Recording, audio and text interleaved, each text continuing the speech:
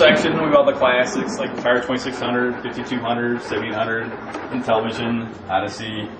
It's the good stuff. And then Nintendo 8-bit. Kind of some nice mint Vectrex games in recently, fresh from the case. Have systems. Unfortunately, I have too many DVDs that should not be here. Oh, there's my favorite Atari jacket up there too. And there's a little TV station to test out systems and that, the newer stuff. Got a Wii 360. Here's a nice cool item. Mountain Dew Xbox. I think they made like 2,000 of these. Very cool system. Bright green. Now we get to the 16-bit section. The Sega Genesis. The Super Nintendo. The game you got almost as good as the actual arcades, I'd say. You have the clone system, the FC Twin. We also carry the FC Mobile. Oh, the Neo Geo CD system. Or PlayStation 1 games.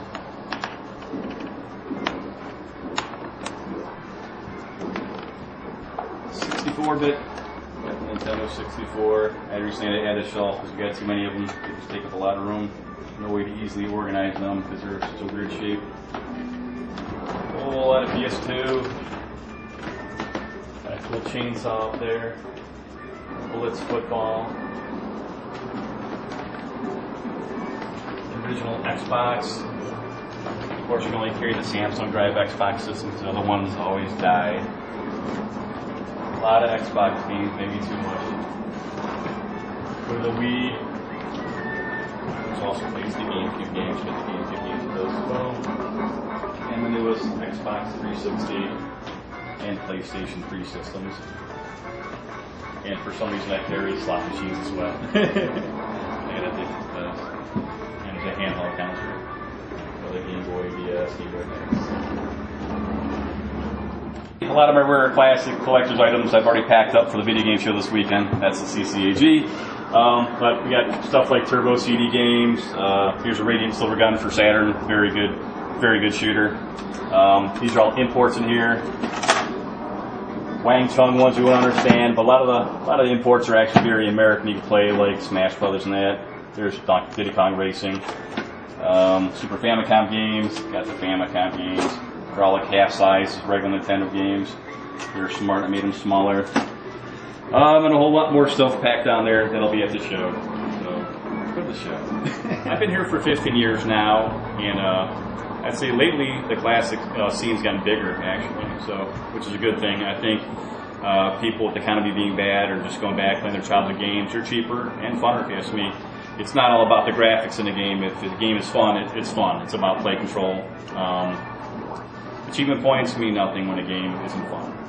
Nintendo and Super Nintendo have always been popular. I think collectors really are into Super Nintendo now because the boxes are hard to find. If you find a nice box Super Nintendo game, it's going to be, good to have the box in mint shape. Sega games, because their boxes are plastic, they're usually in good shape. They don't lose them, so they don't carry as much value. But a mint box Super Nintendo game or regular Nintendo games, people are hunting for those. We get collectors into it, and we get just casual players wanting to buy a Sega Genesis. A lot of it is adults buying games for their kids that they want to show them what they grew up playing, and they played Sega, so they want to show them what Sega was like, and the kids dig it. They play NBA Jam and love it. So it's both. It's collectors and players.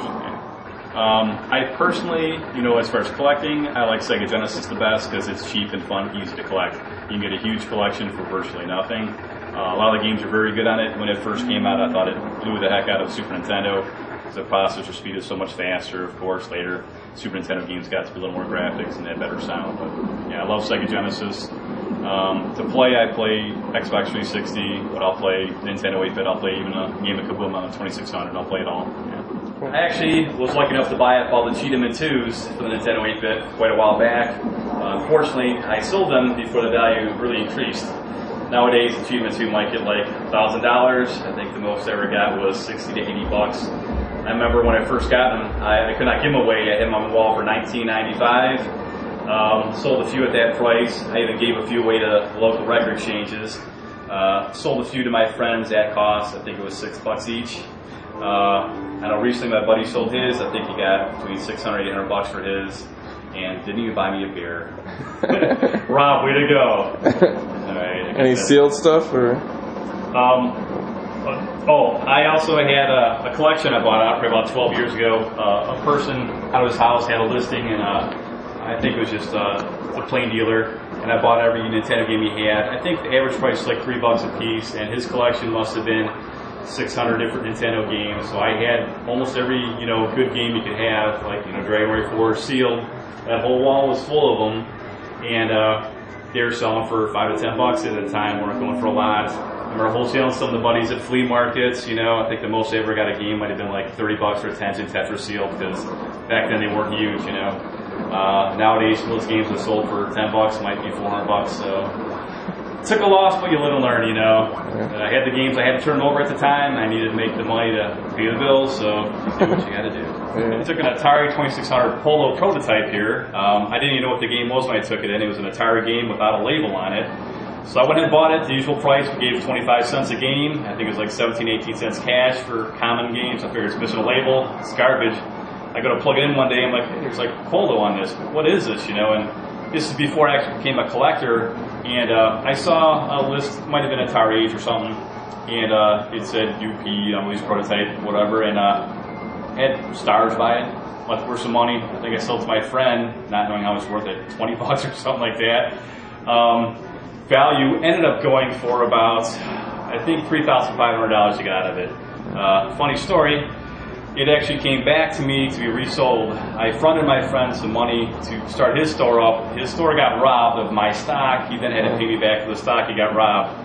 The way he paid me back is give me the Polo prototype back. I then sold that to remake the cash to pay me back. So Polo came back, but it went from a 17-cent game to a $3,500 game. That's kind of funny. Only other real rare game I got here, not too long ago, I bought a Coke Wins Pepsi Invaders as box complete 2600 prototype. Just Space Invaders, but shooting out Pepsi words, but it was pretty cool. I would have loved to kept it, but I needed the cash, so I sold it, gone. I used to collect 2600 a lot when I was a kid and buy every game when it came out at Sears and then sell them. And I remember selling a whole lot of my collection at actually the local flea market, Memphis Flea Market up here. And just about 3 years ago, which would be about maybe 20 years after I had sold it there, I rebought some of the exact games I sold there, box complete, still with my autograph on them, saying 50 cents with my initials on a piece of sticker, sticker on there, just as it was when I sold it 20 years ago at the flea market. So it was cool rebuying my own games I had sold back there 2 decades ago.